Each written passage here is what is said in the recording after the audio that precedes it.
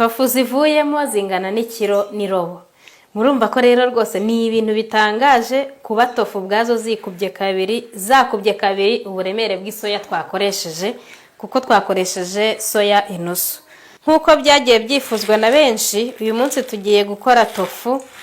Tugiye gutangirira kuri 0, dufite soya zumye, aho tugiye gukora nyine duhereye ku murongo uko bigenda kose kugeza tuzibonye.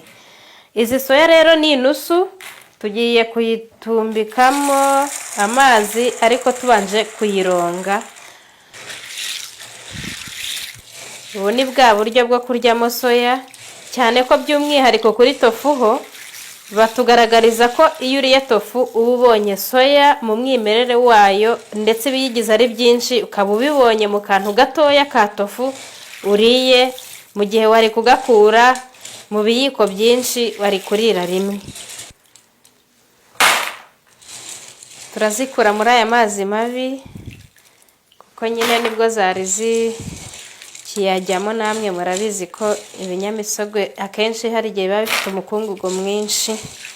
Kubyoza bisaba rero ubwitonzi, gukuba cyane aho biri ngombwa. Murabona ko ziba zifite umwanda, kubw'ibyo no kugura amafu rero atizewe buriya ni bibi, kuko byatuma urya iyi myanda yose hamwe n'iyindi n'amamikorobe hamwe na hamwe adasigaye. Turongeramo andi mazi kugira ngo tuzironge zimere neza, zike neza. Turongera tuzunyuguze nyine, nibyo byiza. Zirarangiye, zirakeye.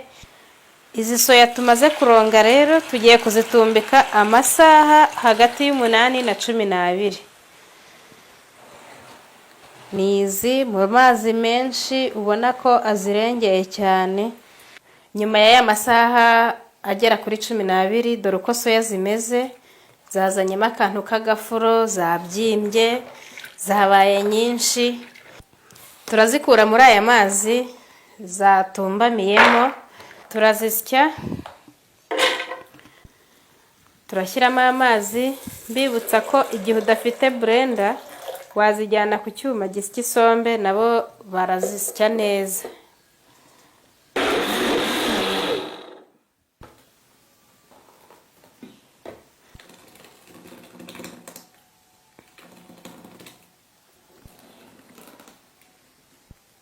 Tukimara kuzisya zino soya murabona ko bifatiriye cyane.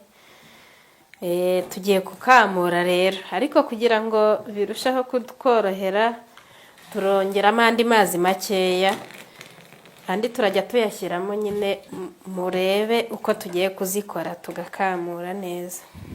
Tugiye gukamuramo amata dukoresheje aka gatambaro twebwe twagashatse gakoze nk'agafuka. Nawe ushobora no kubikora cyangwa se ugakoresha agafuka gatoya koroshye ariko ku buryo kadatambutsa ibikatsi.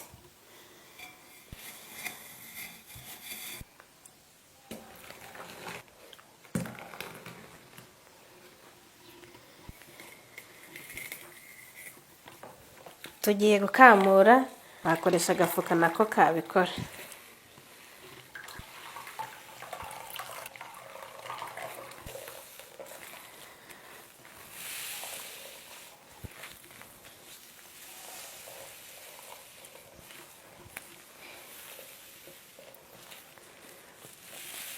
Mu gihe hakivamo amata bigaragara ko afashe gutya ari umweru, turongeramo andi mazi.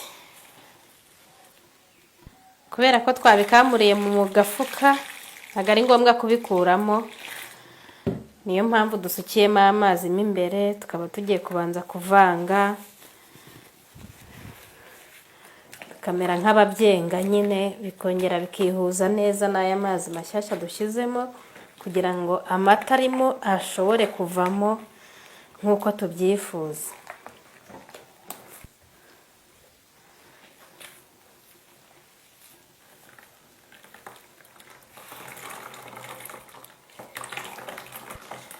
Urabona ko amata ya kabiri ntabwo asa n'aya mbere, aya mbere nyine ameze nk'umwikamire, naho aya ngaya nyine kuko harimo amazi urumva bifite itandukaniro no mu isura. Nayo turayavanga n'aya mbere. Ibi rero nubwo mubibona gutya biracyarimo amata, niyo mpamvu turongeramo andi mazi kugira ngo yose tuyamaremo. Hari igihe ushobora gukenera tofu nkeya ukaba wateka ariya nabwo azavamo, ariko bino bitaye waba uhombye kuko waba utayemo izindi tofu nyinshi, ndetse n'ubundi bukungu bwa soya waba ubushyizemo nyine.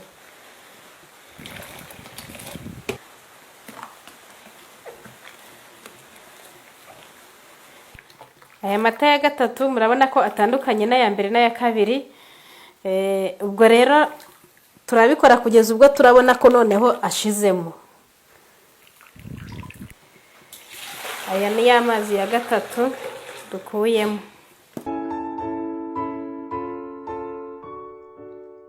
Amazi ya kane rero murabona ko adasa n'ayandi yose twakoze, bigaragara ko zishizemo. Twakoresheje ijage imwe y'amazi turimo gusya, none ubu ngubu dukamuje ijage enye, uko twagendaga dukuramo imwe twongeramo indi. Ibyo bidufasha ko nanone iyo tuyashyiriramo rimwe twari kwisanga hari amata asigaye mu bikatsi, ariko ubu ngubu nibura twizeye ko ashizemo kuko twagiye tuyakamura imwe ku yindi. Ibikatsi biragaragara ko rwose byumye, byavuyemo amata, ntabwo bikiri gufata cyane nka kwa kundi byari bimeze. Turateka amata abire, urapfundura ukayaba hafi kugira ngo atagucika akameneka. Ndabibutsa ko abagabo b'Abayapani bake bonyine nibo bagira umwaka wo kurwara ndetse no kwicwa na kanseri ya prostate, kuko mu mirire yabo inshuro nyinshi bakunda kurya tofu. Ariko ubwo si abagabo gusa, ababyeyi bo, abakobwa, abadamu bo ntibazi ibibazo biterwa no gucura, yisanga yacuze gusa, ariko ibijyanye no gucura ibibazo bibiherekeza usanga biboneka mu birabura by'umwihariko no mu Rwanda, ntabwo bo bahura nabyo, nabo ntibahura nabyo bitewe n'uko ku ndwara zirimo kanseri ya nyababyeyi, kanseri yo mu mabere, ibibyimba bya hato na hato, byose ntibabirwara biturutse ku gukoresha soya, cyane cyane mu buryo bwa tofu. Turashyiramo umunyu, mbibutsa ko umunyu si itegeko, ariko kuba wemerewe kuwushyiramo ntacyo bitwaye. Gushyiramo umunyu ntago ugendera ku ngano y'aho bigeze mu isafuriya, ahubwo ushingira ku ngano ya tofu ziri buvemo. Kandi nanone aharimo concentration nyinshi y'amata, ni ukuvuga nk'urugero nk'ubu aya ni yayandi twayunguruye mu nshuro 3 zabanje, inshuro 2 zabanje, noneho aya ngaya ni yayandi twayunguruye nyuma, bivuze ngo niyo mpamvu dushyizemo gakeya kuko haraba harimo dukeya, naho hariya niho haraba harimo nyinshi. Amata arabize, tugiye gukoresha apple cider vinegar nyuma y'uko amata ahiye. Gusa ufite n'indimu wazikamura umutobe wazo akaba ari wo ukoresha.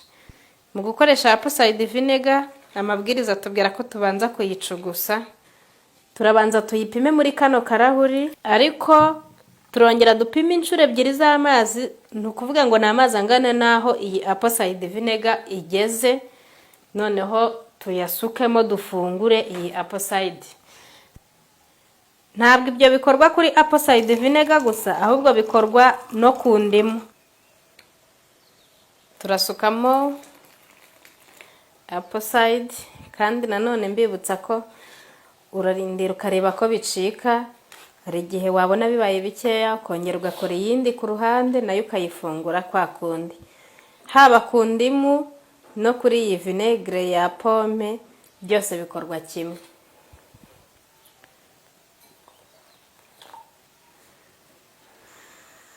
Naho n'ubundi reka dushyiremo gakeya kadufashe kubona n'utwo duke turimo. Turongeramo indi kuko turi kubona bikiri kuresista. turayifungura nayo.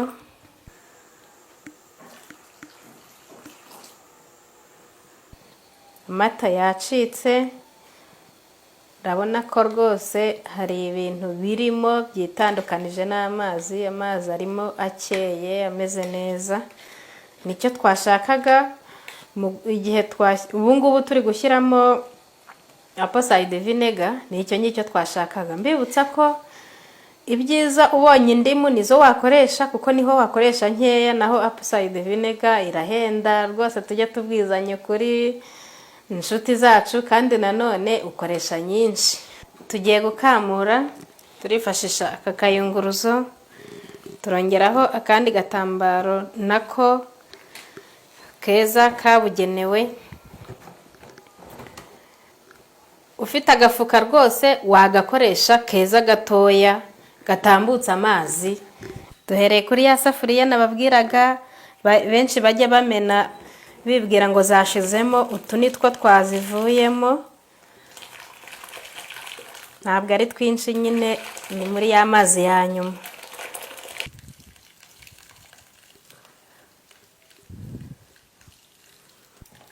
Aya mazi turayakuramo tuyamene.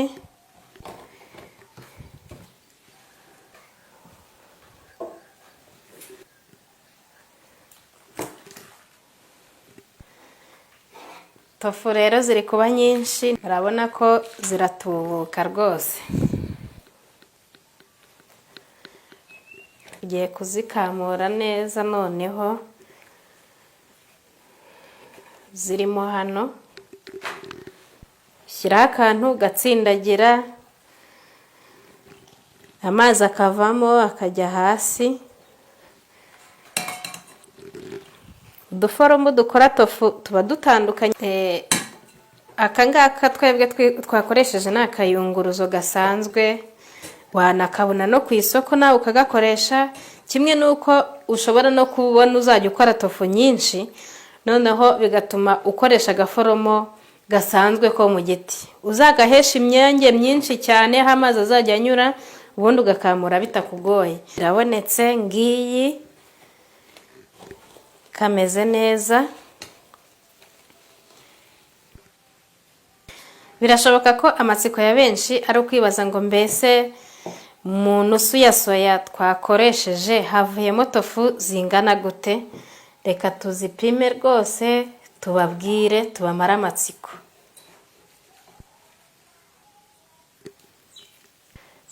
Tofu zivuyemo zingana n'ikiro n'irobo. Murumva ko rero rwose ni ibintu bitangaje kuba tofu ubwazo zakubye kabiri uburemere bw'isoya twakoresheje, kuko twakoresheje soya inusu.